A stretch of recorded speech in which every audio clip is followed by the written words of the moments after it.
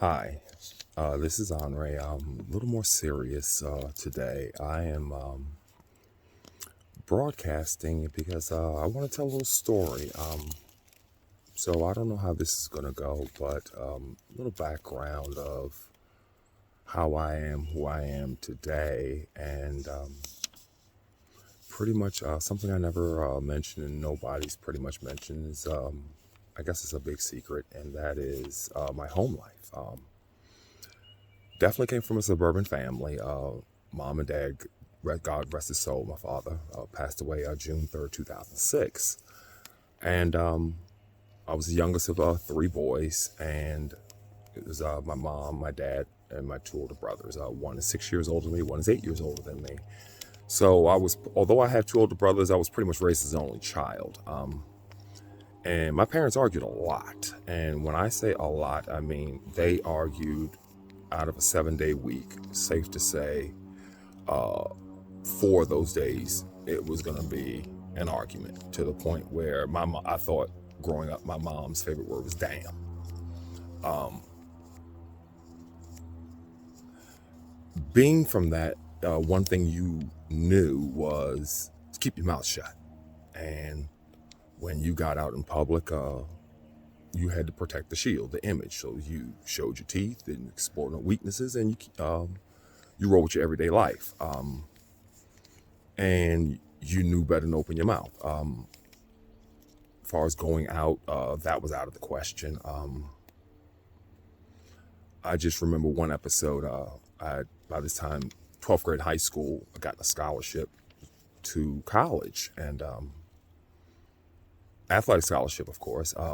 And everything was going well, and we're about several weeks before graduation. And of course, one of the things when you graduate from high school is the prom, and I wasn't allowed to go.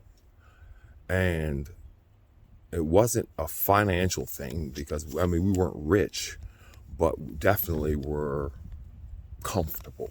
Um, and when I asked my mom, why can't I go? The reason was very interesting. And the reason I got was it wasn't a requirement for graduation. And that was the end of the conversation. Of course, I was disheartened because that was, I guess, a climax to one of the climatic things for high school.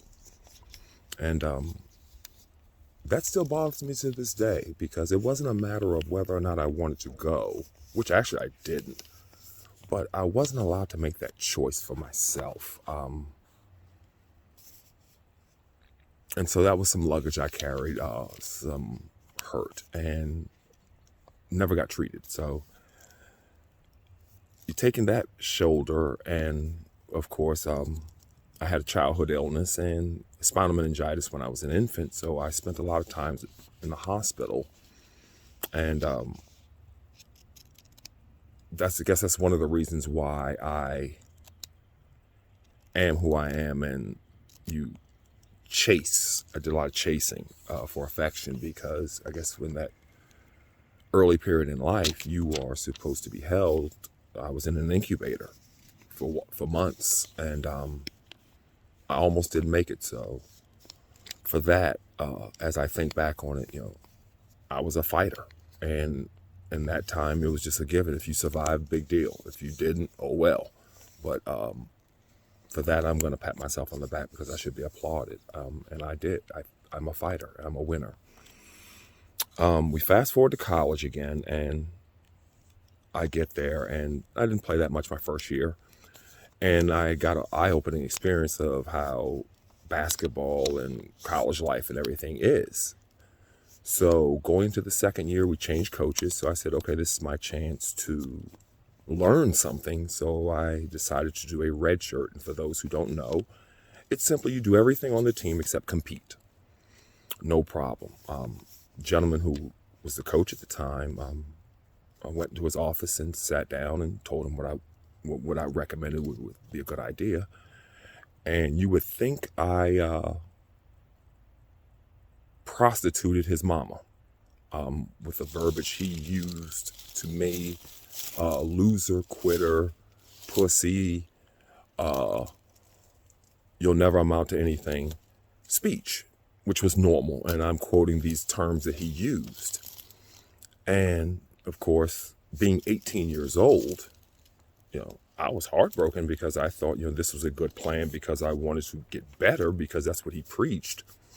And I realized that I wasn't going to get any better trying to compete. It would be best if I didn't compete, and then I could focus on getting better. So now we fast forward about 2 weeks, and it was a Thursday night because we played that exhibition game on a Saturday.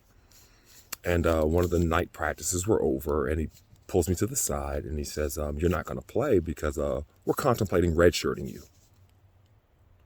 So I'm thinking, this mofo just said he was going to redshirt me. And when I went to him to redshirt, he called me everything under the sun. And now I done bust my you-know-what. And now this fool talking about redshirting me? But I knew better than run my mouth. So, of course, you had to take one for the team. You showed your teeth, kept your mouth shut. And you knew better than to call home because you were at school to get paid. I mean, you were paid to go to school, so there was no option B. So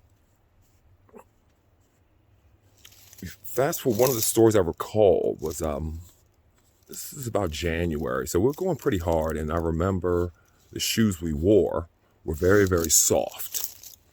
And I'm slipping and sliding like ice skates on the floor. So, of course, I needed a new pair of shoes. Everybody else on the team got shoes. So, of course, I went to get shoes.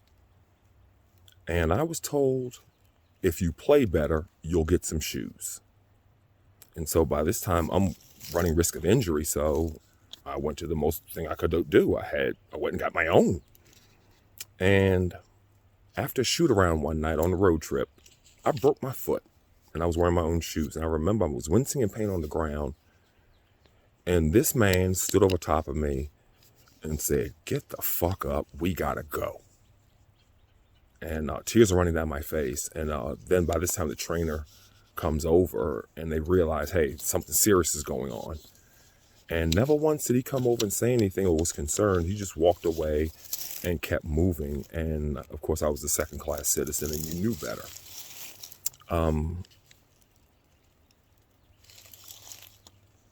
So, of course, after going through literally a weekly scorching, the team would jump regular ropes, and I was forced to jump a heavy rope because I was a loser, and you have to earn your way for everything. So that was something I had to do, and what could you say? You just had to do it, and you just accepted it, and nobody really said anything.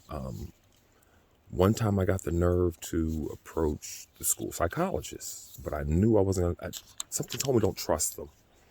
And I'm glad I didn't. I just fed a little bit. And she went back, of course, and told this guy because she calls herself representing the student. And I got called in, and this man told me I'm a loser. I come from a family of losers, and I will always be a loser. And that was his way of saying he wanted me to get better and motivate me. So that one hurt. That one hurt the most. And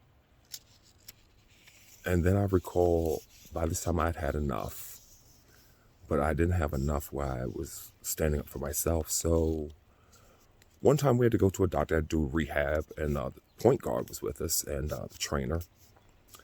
And this gentleman who was an all-pro defensive player in the NFL at the time, who had just come off winning a Super Bowl, he walks up to me in front of these two guys and he says, you look like a real nice guy.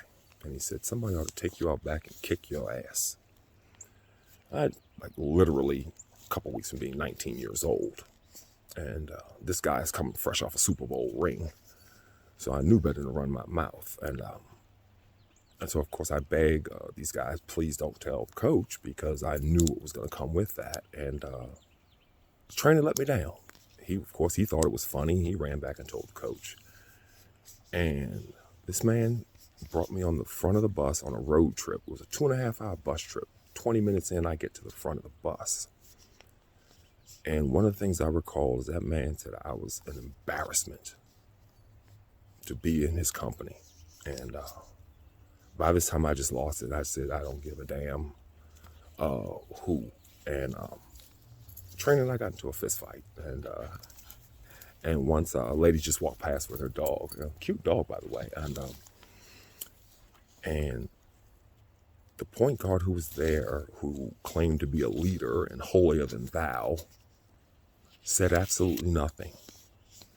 And the most quote-unquote thuggish guy on the team was the only guy that spoke up and said, the motherfucker does everything they tell him to do, and all they do is fuck with him.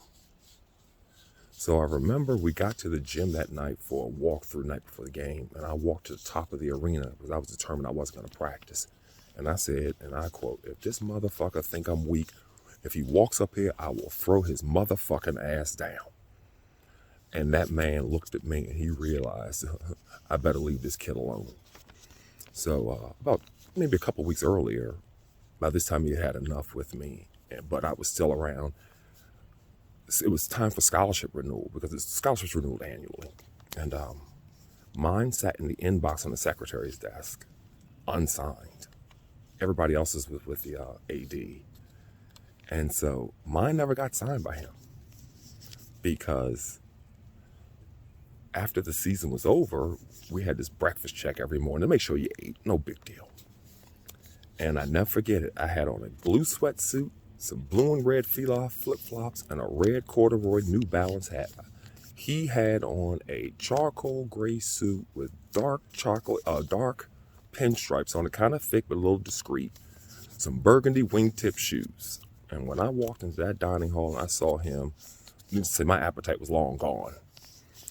And I was figuring, okay, what the hell did I do now? And I just knew I was going to get blasted for something because it was just SOP with this guy.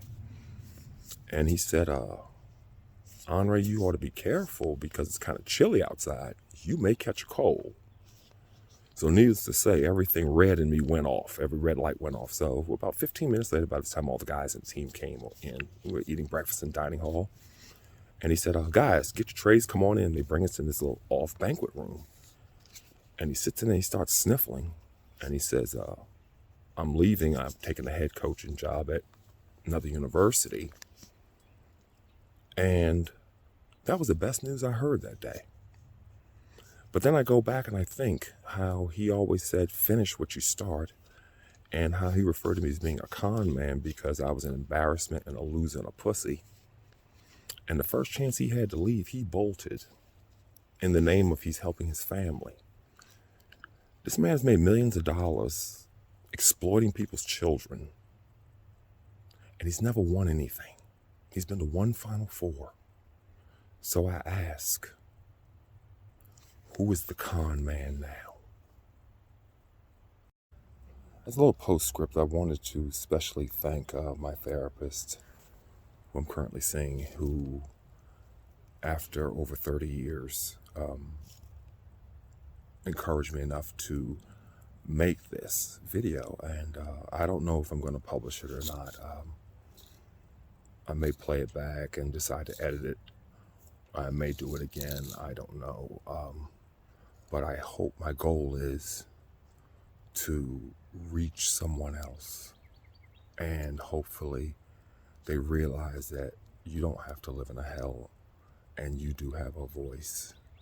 And you don't wait till you're old and gray and have a near-death experience to voice your opinion. Voice it while you're young and enjoy more of your life.